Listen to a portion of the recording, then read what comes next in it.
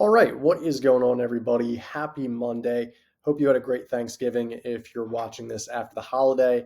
And really, what I want to do in this video, guys, is go into how to, the best ability, with your best ability, prevent being suspended on your Google business profile. Now, I know a lot of people are going to be watching this and immediately wanting to comment, oh my God, Sean, they're using a new AI system. They can suspend anybody for any given reason at any given time, right? That's somewhat true. Long story short, somewhat true. But at the same point, there are some things that you can be doing to help actually preventing your profile from being red flagged or completely suspended as it is. Because believe it or not, there are certain things that trigger Google to suspend your account, whether it's, I don't want to say malicious, but whether it's the truth or not, whether it's legitimate or not of a claim, that's to be talked about in another video. But really what I want to do is just show you the guidelines of Google and what makes or breaks a profile. Because if you watch this video and whether your profile is active or whether it's suspended and you're watching this, you now are going to have a clear understanding moving forward of how to actually manage your profile in a way that will, to the utmost extent, prevent you with your best ability, the best ability that you have, the power that you have versus Google, to prevent your account from being suspended. All right. So really what I want to do is just draw your attention here. You can go to this URL if you want to reference what I'm talking about. But really, before we go into submit an appeal, I really want to talk, guys, about the guidelines. So guidelines for representing your business on Google. So whether you have a physical location, whether it's not, these are the main things: avoid prohibited content and behavior. Now, I know a lot of people who are watching this and saying, oh, well, Google suspended my profile because of what's the main one? Flagrant content or something like that, right? Well, if you actually dig into it a little bit deeper, there's so many different types of inappropriate content of what that means, right? So really what I would recommend, and I'm not going to go through all of this in this video, but I would really recommend that you take a good look at all of these here, because a lot of these, like obviously hate speech, sexually explicit content, obviously we need to get rid of those, but personal information, right? This could be your information. It could be someone else's information, right?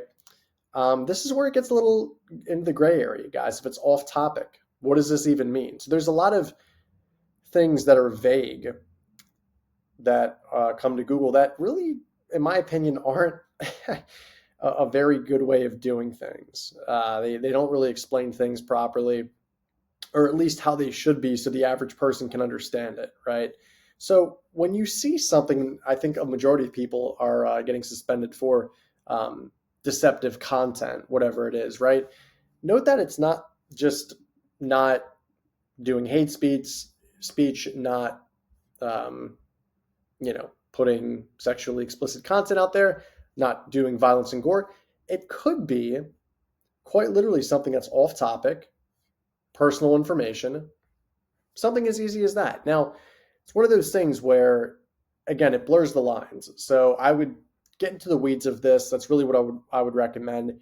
But a lot of people are going to be shocked, if you're not already, at the vagueness of Google, right?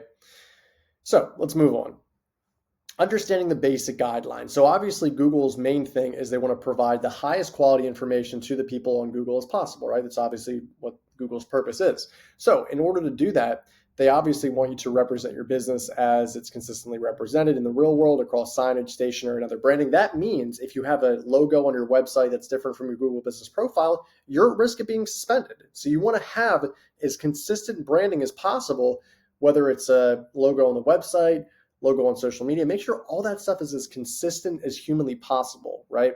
This is a big one. Make sure your address or service area is accurate and precise. A lot of people are using their home address, which you can no longer do, right? It's a big problem. Choose the fewest number of categories to describe your overall core business. Now, this is very important too, because if you're a contractor, let's just say you're a general contractor and you do all these things, put general contractor, don't put all these services, because again, like Google says, you want to choose the fewest number of categories to describe what it takes you to do, right? And for some people that might be different, in some sort of capacity, but just for the time being, choose the fewest number of categories that you can, all right? And then this should be without saying, but there should only be one profile per business, as this can cause problems with how your information displays on Google Maps search. So essentially what I mean by that is if you're obviously a retail business and you have multiple locations in a city, urban city, whatever the case is, right? Obviously you can have different profiles. We know this, right?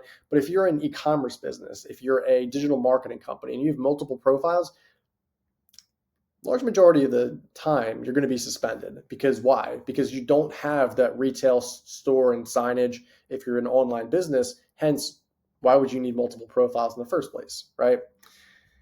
Content guidelines for Google Business Profile. We were just talking about this, right? So as outlined in our prohibited and restricted content policies, we do not allow content or solicitation of content that contains private or confidential information, such as personal financial information, government issued IDs. Contact information is something as silly as that. So you can get suspended for contact information, as crazy as that is, or associated with a name, sensitive records, images, transcripts. Again, sensitive records, this is a very vague term. This is up for interpretation of what sensitive records means. Like, what does this even mean, right? So it's a very interesting thing because Google doesn't tell you exactly what it is, which is very, very frustrating. Us at Momentum 360, we actually have a pretty solid way to get you back reinstated within about 2 to 3 weeks. We have about a 95% success rate.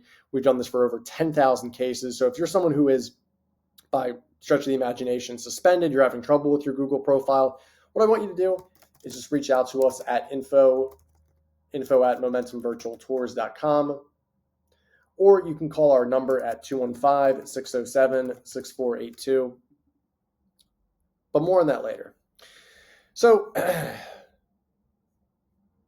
you're going to go into the business description here. These are all reasons that you could be suspended, but you want to make sure that these items here are added in an appropriate manner that Google wants. So business description, make sure it's not providing low quality, irrelevant, distracting content. And again, these are things that are so benign to the average person, but for Google, you can get suspended from it, right? As crazy as that is.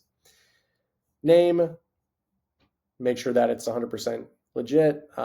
This is a good way that you can categorize it. Fully capitalized words, not acceptable. So this is a really good way that you can check this out.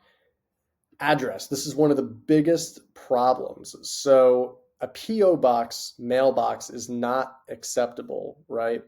If you have a service area business, you should have one profile for their central office or location with the designated service area. Service area businesses can't list a virtual office unless that office is staffed during business hours.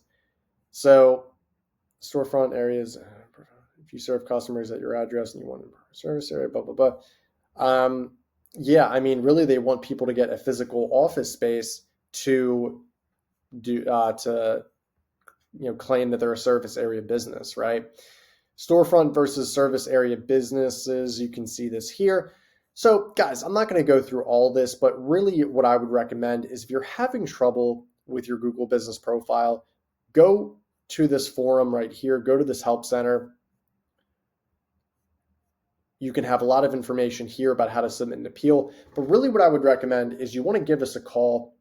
We're going to be able to help you totally for free on the phone in regards to diagnosing your case, implementing somewhat of a solution. That is totally free to implement our Google reinstatement package. That's another thing, however, but again, it's 215-607-6482. That's our main number if you need help. And then info@momentumvirtualtours.com is our email address if you need other help with your Google business profile. So call us, email us. We're here to help. We're here to see you succeed. And we're here for American businesses at the end of the day, white collar, blue collar businesses. We're here for you. And I know Google, I don't want to say they're not, but they make it very, very challenging, as one can imagine, to actually run a Google business profile and not get suspended. The one thing I will say before I go is people ask me all the time, oh, why does Google Business Profile, why do they not have any support number? Whereas LSA, local service ads, and Google ads does have a support number. I'll ask you this question. If you had a free service that you were providing where Google does that for the Google Business Profile, and then they have a paid service like Google Ads or Google Local Service Ads, what would you do?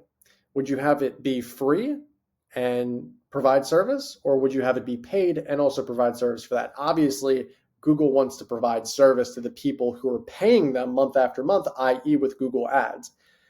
They're not going to have a support number in case for the Google Business Profile. They're just not going to have it. So take that with you. If you got any value out of this video, hit like below, comment below. It's one of those things where I think as time goes on, you who are watching this is going to need to take some, not accountability, but just, read this article, check out what they have to say, and as well as Ben Fisher. He's got a lot of good stuff to say. And other than that, guys, thank you so much. I really appreciate the time.